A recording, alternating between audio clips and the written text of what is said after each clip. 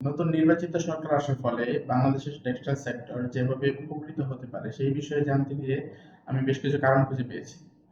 প্রথমে আমার কাছে মনে হয়েছে এই সরকার আসার ফলে আমাদের দেশের রাজনৈতিক পরিস্থিতি আগের চেয়ে ভালো হবে। সেক্ষেত্রে হরতাল, মব এবং অন্যান্য যেই সিভিল আনরেস্ট বা অসন্তোষ আছে সেই বিষয়গুলো আগের চেয়ে কমতে পারে, যা আমাদের টেক্সটাইল সেক্টরের জন্য একটি পজিটিভ দিক বলে আমি মনে করি। তারপর হচ্ছে আমাদের ব্যাংকিং সেক্টরে স্থিতিশীলতা আসতে পারে, যেটা টেক্সটাইল সেক্টরের মতো একটি প্রাইভেট সেক্টরের জন্য খুবই গুরুত্বপূর্ণ। ব্যাংকিং সেক্টরের স্থিতিশীলতা, আর্থিক আর্থিক এবং অন্যান্য আর্থিক সেক্টরের স্থিতিশীলতা আসবে বলে আমি মনে করি। তারপর আমার কাছে মনে হয়েছে এই সরকার আসার ফলে, যেহেতু এটি একটি গণতান্ত্রিক সরকার, সে ৫ বছর সময় পাবে শাসন করার দেশকে। সো তাদের হাতে একটি দীর্ঘ সময় রয়েছে, যে এই সময়টা তারা একটি লং টার্ম প্ল্যান করতে পারে এই দেশের টেক্সটাইল সেক্টর নিয়ে। এবং এই আমাদের দেশের এই প্রাইভেট সেক্টর, টেক্সটাইল সেক্টর ফলে আমাদের দেশের টেক্সটাইল সেক্টরে একটি লং টার্ম প্ল্যান করতে পারবে ওরা, যা টেক্সটাইল সেক্টরের জন্য খুবই উপকারী দিক বলে আমি মনে করি।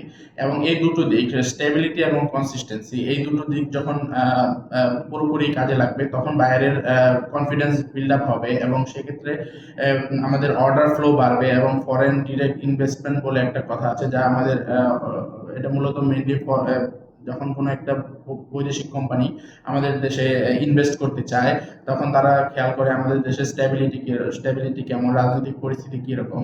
সো তাদের এই ফরেন ডিরেক্ট ইনভেস্টমেন্টটা আমরা পেতে হলে আমাদের এই নির্বাচিত সরকার খুব ভালো ভূমিকা পালন করতে পারে।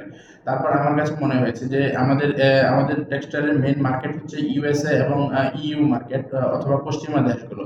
তো তাদের সাথে যখন আপনি কোনো গভর্নমেন্ট নেগোসিয়েশনে যায়, সো তখন ইলেক্টেড গভর্নমেন্ট থাকলে ওদের সাথে নেগোসিয়েশনটা খুব সুবিধা হয়, কারণ তারা অলরেডি গণতন্ত্র পছন্দ করে। সো একটি দেশে যখন ইলেক্টেড গভর্নমেন্ট থাকে তখন এটা তাদের জন্য খুবই সুবিধা হয়। এবং এটার একটা উদাহরণ হচ্ছে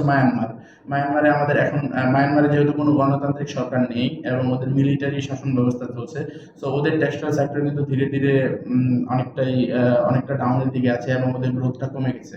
সো আমাদের যেহেতু গণতান্ত্রিক সরকার এখন রয়েছে, সো এটা আমাদের টেক্সটাইল সেক্টরের পরবর্তী উন্নয়নের জন্য খুব ভালো ভূমিকা পালন করতে পারে বলে আমি মনে করি। তারপর হচ্ছে এই গণতান্ত্রিক সরকার আসার ফলে আমাদের দেশের ইনফ্রাস্ট্রাকচারগত কিছু উন্নয়ন হতে পারে, কারণ গত 17 মাসে আমরা দেখেছি অনেক উন্নয়নমূলক কর্মকাণ্ডগুলো স্থবির হয়ে গিয়েছিল। এই সরকার আসার ফলে সেটা বাড়তে পারে। এবং যেহেতু এটা নতুন সরকার, এই সরকারের বেশ কিছু নতুন স্টেক হোল্ডার বা অংশীদার তৈরি হবে, যারা বিগত 17 মাসে অনেক টেক্সটাইল ফ্যাক্টরি যেগুলো বন্ধ হয়ে গিয়েছিল সেগুলো আবার নতুন করে চালু হতে পারে। তো এই সরকার আসার ফলে স্টেবিলিটি এবং কনসিস্টেন্সি যেহেতু বাড়বে, এবং যেহেতু নতুন ফ্যাক্টরি চালু হতে পারে, অথবা যেই ফ্যাক্টরিগুলো অলরেডি বন্ধ হয়ে গিয়েছে সেগুলো আবার চালু হতে পারে। তো এই দিকগুলো আসলে আমাদের টেক্সটাইল সেক্টরের জন্য খুবই উপকারী হতে পারে বলে আমি মনে করি।